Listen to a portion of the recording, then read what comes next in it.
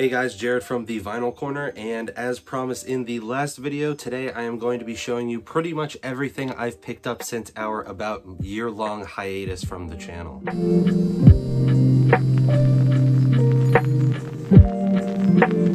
So obviously I can't show you everything. I buy a lot of records come and go out of my collection. So if you guys want to see everything that I picked up this year, I will leave my Discogs down in the description. You know, you can file it by year, so you can check out everything I've picked up this year, but I decided to show off pretty much most of the coolest things that I've picked up this year. It is quite a few items, so I'm not going to talk about them a whole ton at length.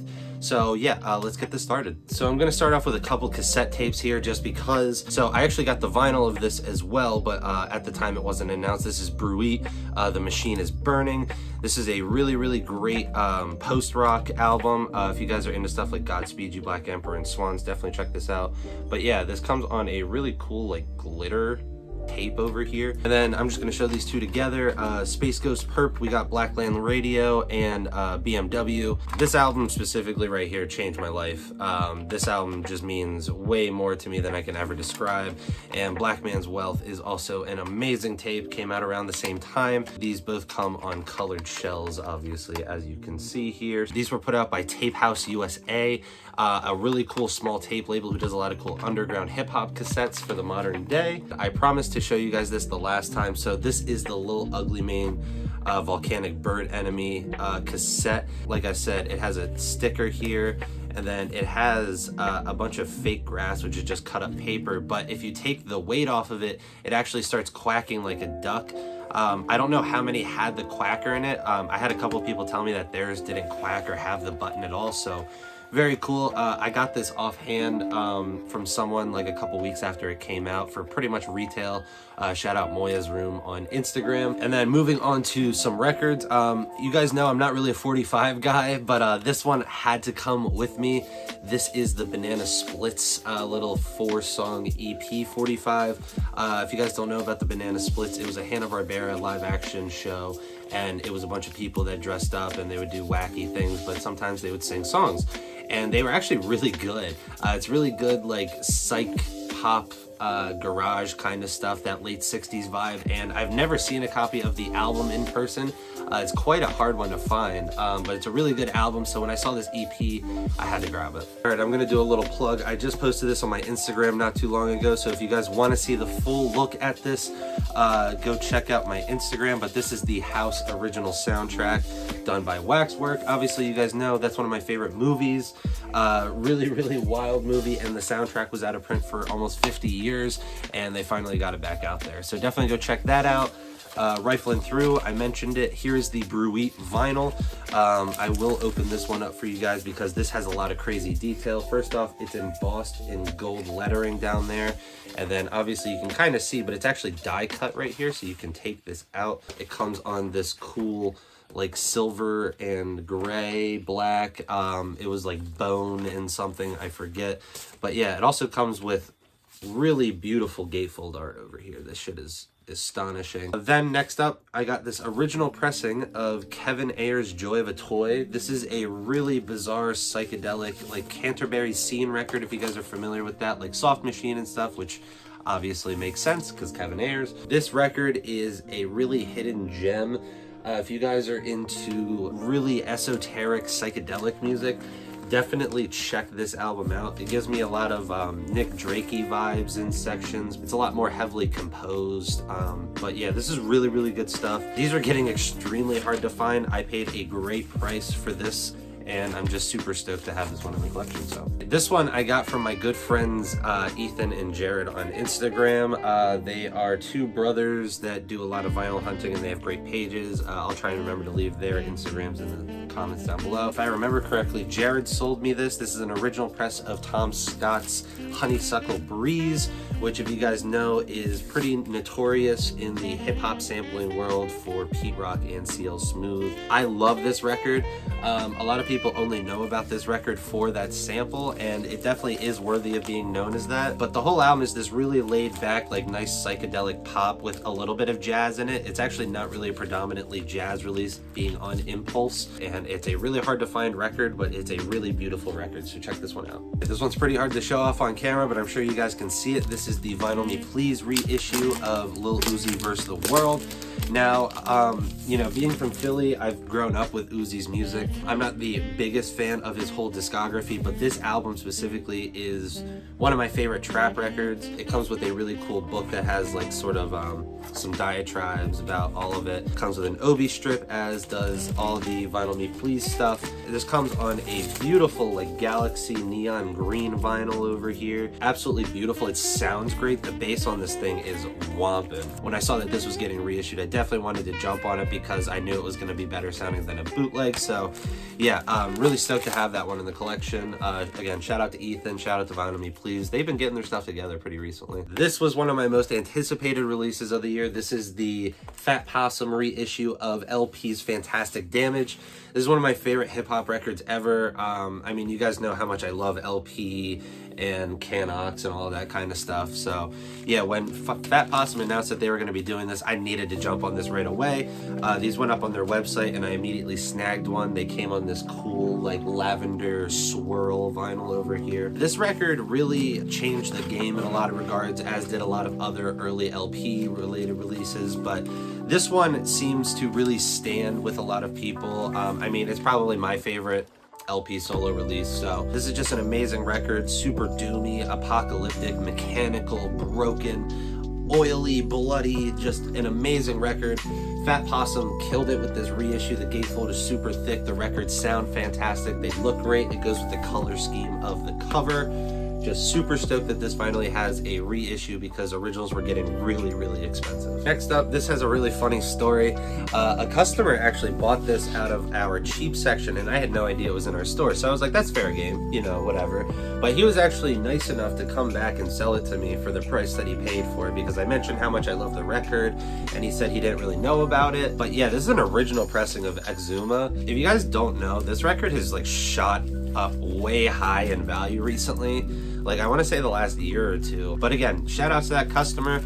He runs a couple websites. His name is Ed. He's a really nice guy. He runs a cool website where he picks stuff for cheap and he sells it for cheap and cleans it through a supersonic machine. So he obviously, as a reseller, did not have to do that, knowing, I'm sure after I told him how much I liked it, going home and researching it and all of that. But he was a stand-up guy, gave it to me for the cheap price, and so yeah, I own one of my most wanted records now. This is a really fun album. This is the Electric Lucifer created by Bruce Hack. Now, Bruce Hack created children's music on the Moog synthesizer for many years and acoustic guitar and stuff. But for one random reason, he made a left turn and decided to make this really bizarre Moog-exploitation record where it's all about, you know, different planes of existence and all of that. I don't believe in this kind of stuff, but it's really fun imagery, and the way that he pans it with all of the Moog synthesizer sounds really fun, and it's engaging for the brain for me. Again, an original press over here.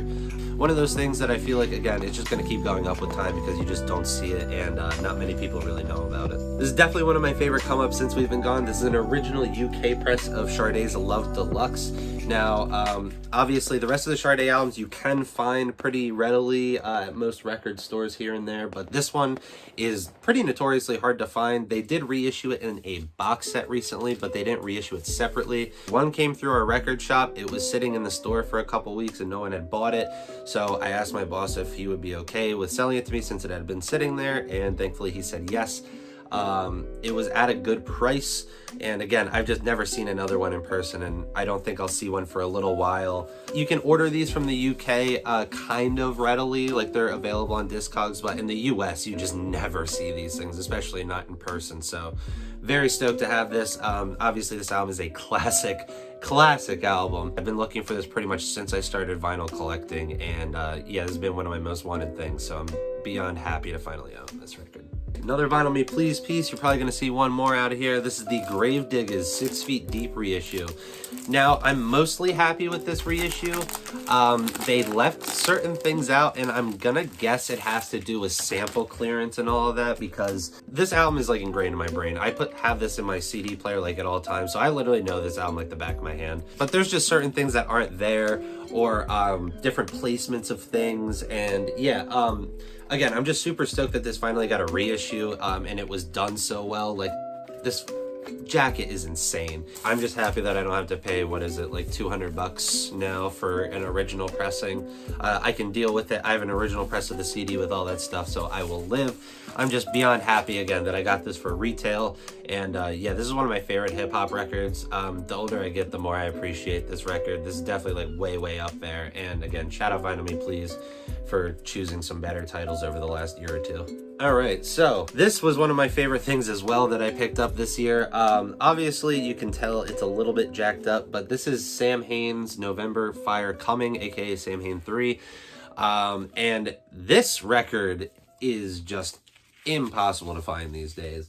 I absolutely love everything that Danzig was doing in this era, whether it be the Misfits stuff, transitioning into this, and then obviously the first 4 Danzig records are like some of the best records ever made, which if you have original pressings of any of those and you want to sell them to your boy, let me know, because those are my most wanted records right now. This came with the original inner sleeve. Unfortunately, it got a little wet many years ago, probably a beer stain at a party, so it's got some kind of ick going on, so I wanted to keep it, but I keep it separated. I gave it its own sleeve, but yeah, I've been watching that pretty carefully. It seems like it's dead. I wiped it and disinfected it and everything, but yeah, again, I got this for a steal for what they're going for. Yes, it's got the mold, and I almost just fucking dropped that. Oh my god. But this is one of my most cherished records.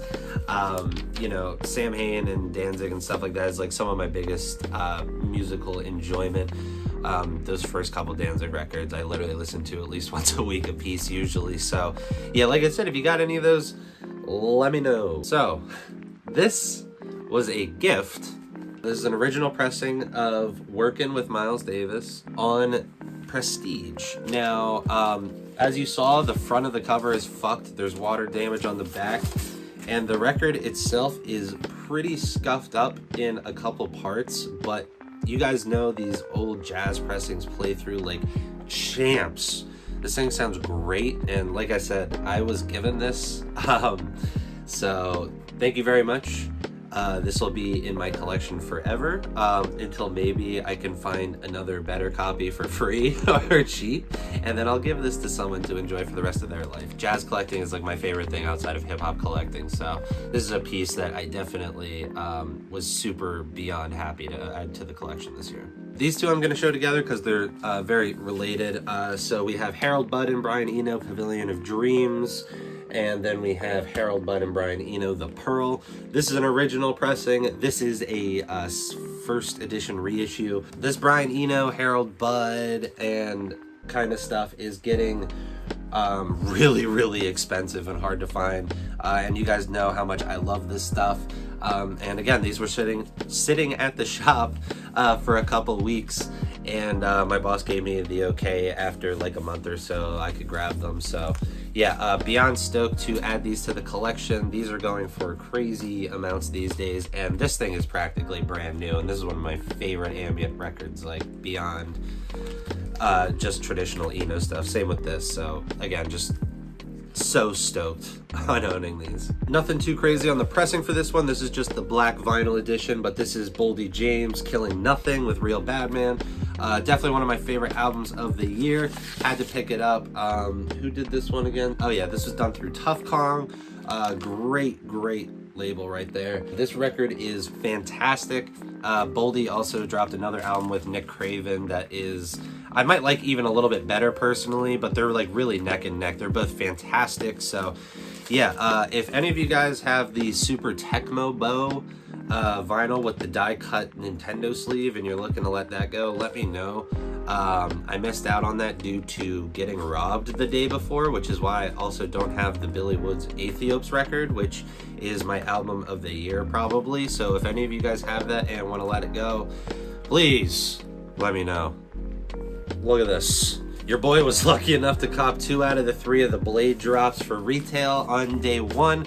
Unfortunately, I did miss Ever Since, which is my favorite one of the 3 that they dropped. But yeah, obviously I tried to go after all 3. Ever Since was taken out of my cart mid-checkout, which kind of pissed me off, but things happen.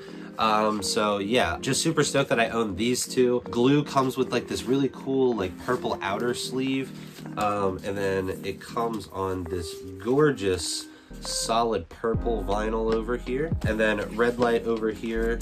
Again, gorgeous pressings over here, both sound wise and looks.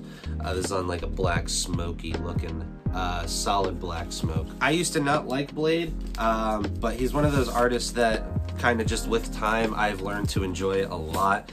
He's definitely one of my more favorite hip-hop artists around currently. Him, Echo 2K, such great unique stuff. It's breaking a lot of barriers for future artists, and yeah, again, just super stoked that I have these in the collection.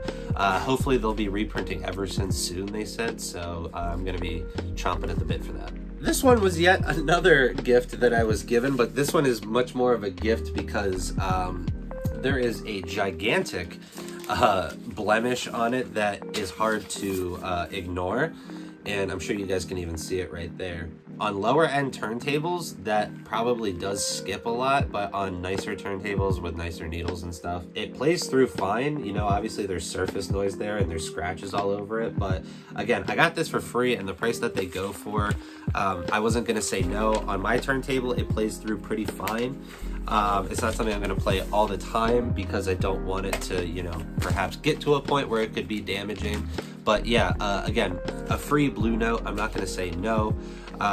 Shout outs to you, you know who you are. Thank you so much. Obviously I'm very appreciative, and yeah, super stoked to add another Blue Note to the collection. All right, I'm leaning forward here. This is awesome. This is the tour only white label vinyl release of Arm & Hammer related stuff, which is Billy Woods and Elucid. They both signed it if you bought a copy at a show. So there was a couple tracks off of Elucid's album like a few weeks before it came out.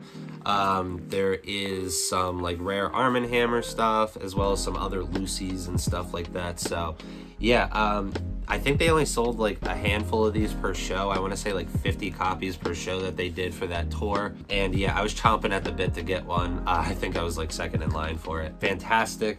Really cool to have this. Again, you guys know how much I love Billy and Elucid. Arm & Hammer is like arguably my favorite hip hop duo out there.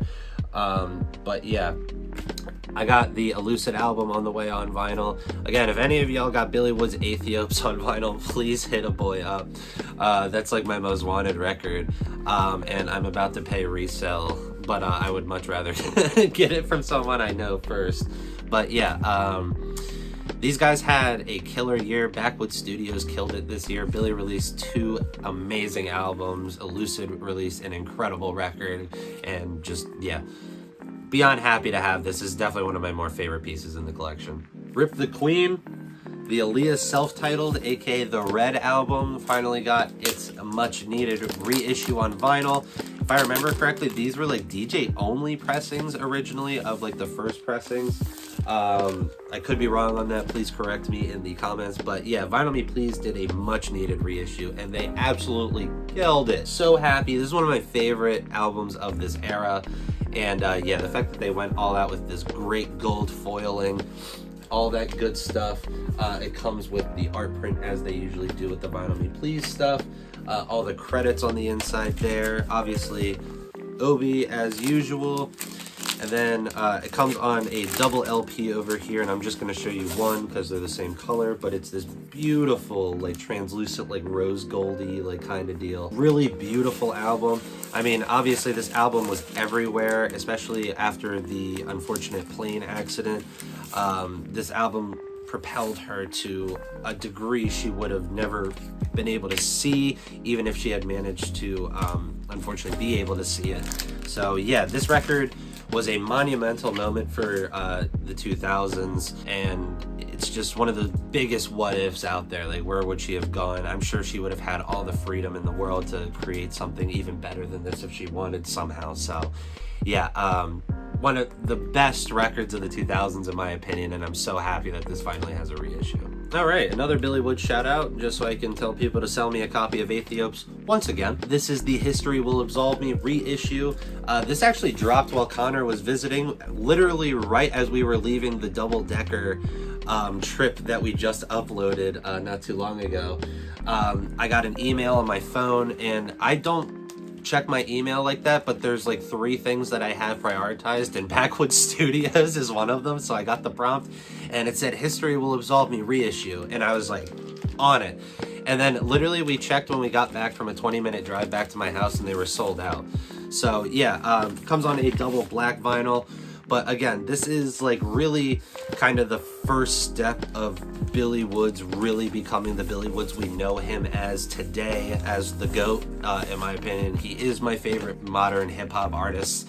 This album, man, is something else. It is super esoteric. It requires a lot of focus. It requires a lot of post-listen research. But yeah, it rewards heavy listening and intense engagement. And yeah, I was so stoked that this finally got reissued. Originals were going for stupid money. So this one has a funny story. I'm not a petty person by any means, but this story has a little bit of pettiness. There was a local shop that opened here kind of recently. Not even kind of within my area. I drove an hour to get there because they posted this album was going to be for sale for a special opening event that they were doing. And it said that they were open at a specific time. I got there, you know, a half hour early after driving an hour, and I saw that they flipped on the open sign, and there was already a customer in there with several things in his hand, including this. The one thing that I drove an hour to come get from this store that had just opened that I had never heard about. So yeah, I immediately left to go into my car, checked on Discogs, found it for $10 cheaper, including shipping.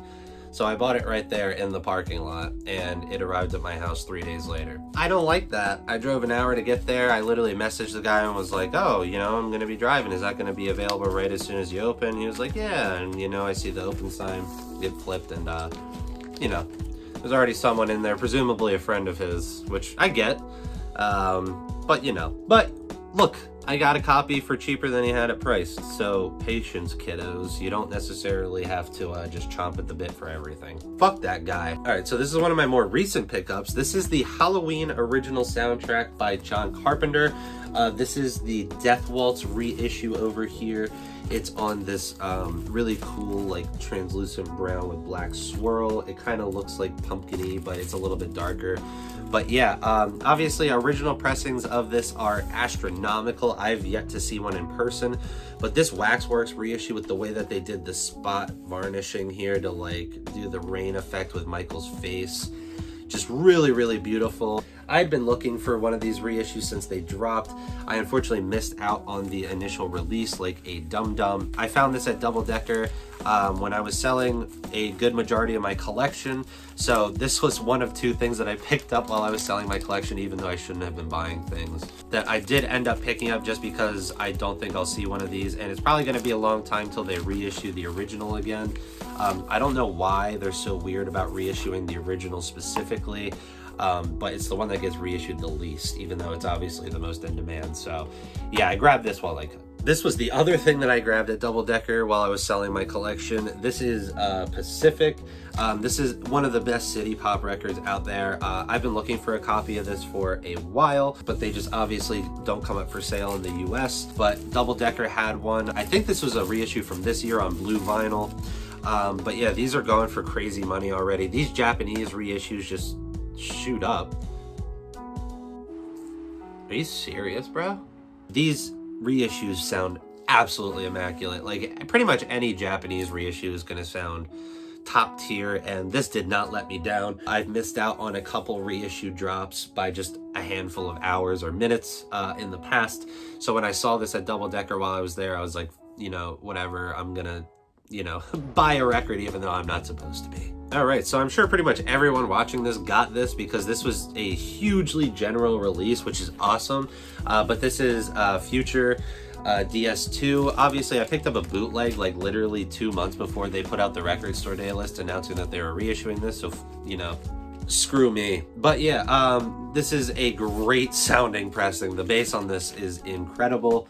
And like I said, it was super general, so it's not like a crazy, like hard to find thing, which is awesome because this is a classic everyone should be able to get their hands on for a decent price and not a bootleg that, you know, kind of isn't the best. So I have a handful of soundtracks in this end bit here, but I'm saving a couple of the juicier things for last for sure. This is the Leon the Professional soundtrack. This is obviously one of my favorite movies.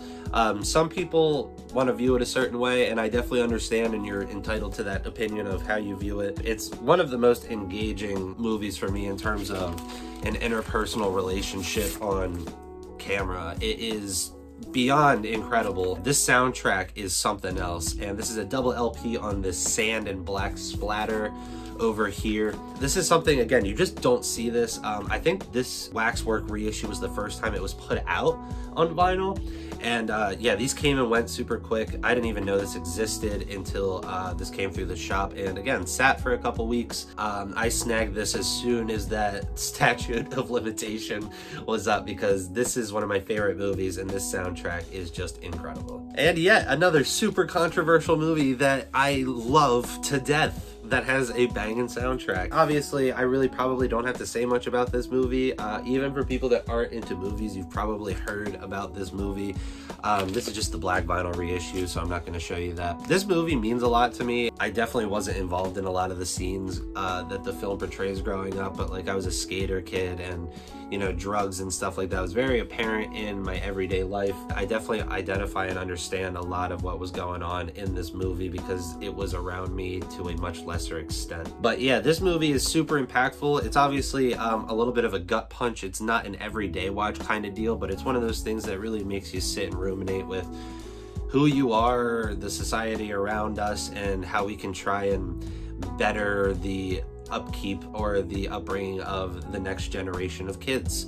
But yeah, it's just a really raw documentation of what it was like to be a kid back in 90s New York, pre all of these regulations and stuff like that. This is a 2017 reissue, and I randomly found a copy of this on Discogs for cheap, sealed. So yeah, this is just one of the most meaningful movies to me, and this soundtrack is so good. So this is a really cool piece. This is the Doshin the Giant soundtrack.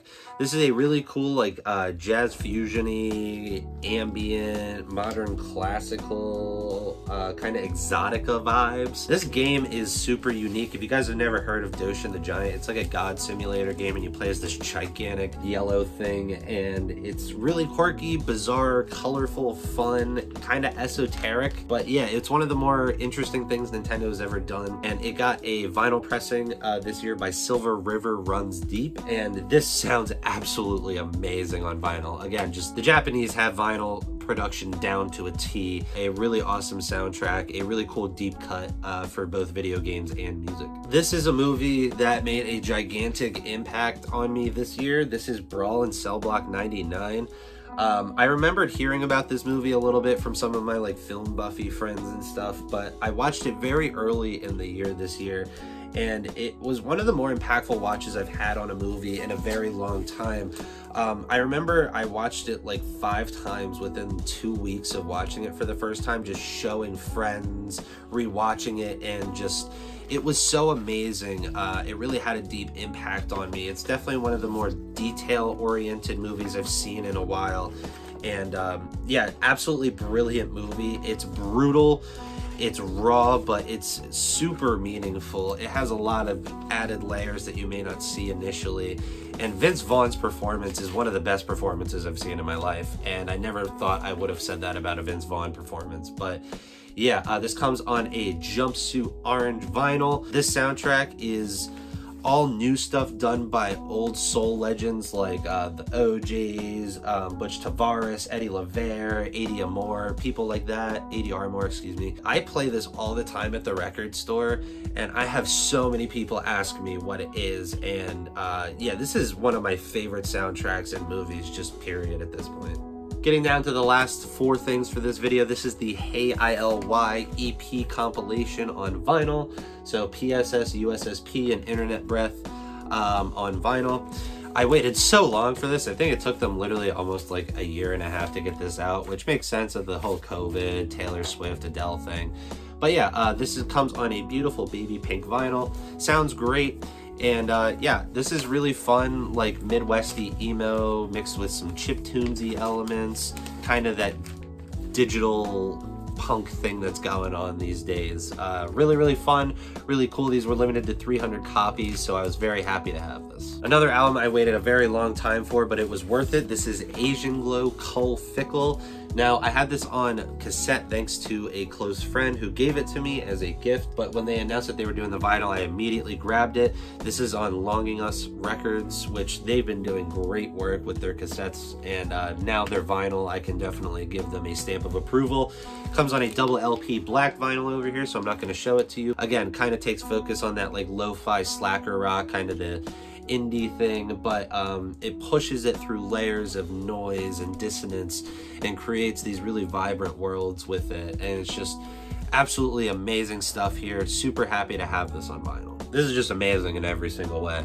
This is the Dragon Ball original series soundtrack, so this is like the themes and like the music stints and stuff like that. This is a Sony Japan reissue. Obviously I bought it because it's Dragon Ball, and you guys know how much I love Dragon Ball and it still means so much to me, but like literally all of the artwork is like, oh, it's so good. And in person, like, you guys can't tell how vibrant this stuff is in person. The pressing itself sounds absolutely amazing. And I mean, just hearing the main theme on vinyl coming out of my speakers, it pretty much made me shed a tear of actual joy. Very, very good stuff here. The presentation is A1, and yeah, this is definitely one of the highlights of the collection for me. Bang!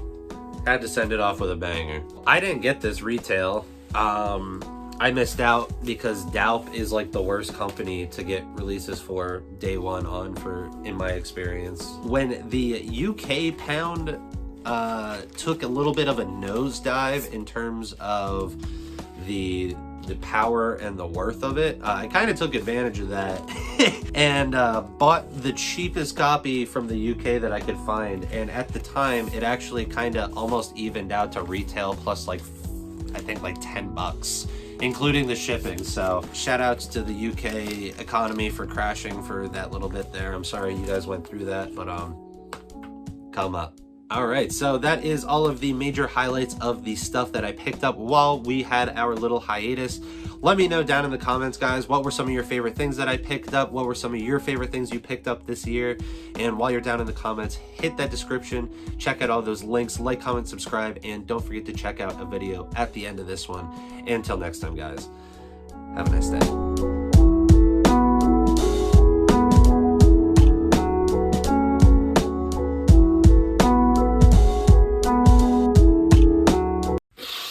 Shit is too easy.